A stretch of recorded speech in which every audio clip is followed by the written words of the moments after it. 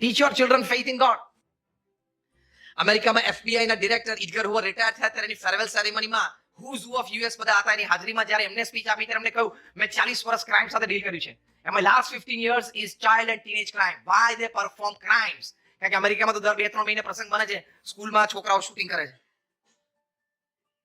એટલે ઘણી વખત હું હસતા હસતા કહું છું, no teacher turns around in the classroom and writes anything on the wall to teach the children. Why? There is a danger of a bullet coming from the back.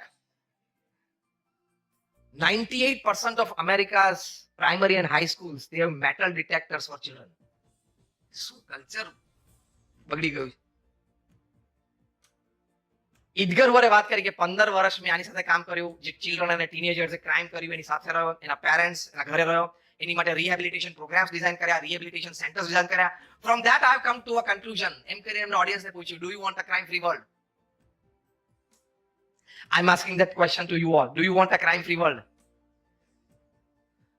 તમે લોકો છૂટતી આ પાડજો એમ ના કરતો કે આપણી પ્રેક્ટિસ ઘટી જશે.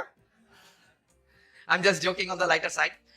We all want a crime free world. ઇડગર હુવરે કીધું, my 40 years of dealing with crime has taught me one thing and I've come to a conclusion. એમ કરીને વાત કરી. Now I'm quoting him not just word to word but letter to letter. ઇડગર હુવરે કહ્યું કે a child who has been taught to obey the laws of God will find very little difficulty in obeying the laws of man to become a good citizen of the society. એટલે કે જે બાળકને તમે નાનપણથી ભગવાનમાં શ્રદ્ધા શીખવાડશો ને એ બાળકને મોટા થઈને સમાજમાં માણસના કાયદા શીખવામાં અને પાળવામાં તકલીફ નહીં પડે. એ તમારી હવે જોબ છે, તમારા સંતાનોને સંસ્કાર આપવા અને શ્રદ્ધા શીખવાડવી. That is your responsibility. એ સાંસારિક જવાબદારીઓમાં આવે છે. બીજી બધી જવાબદારી તમે સરસ અદા કરી દીધી, પણ સંસ્કાર અને શ્રદ્ધા શીખવાડવાના.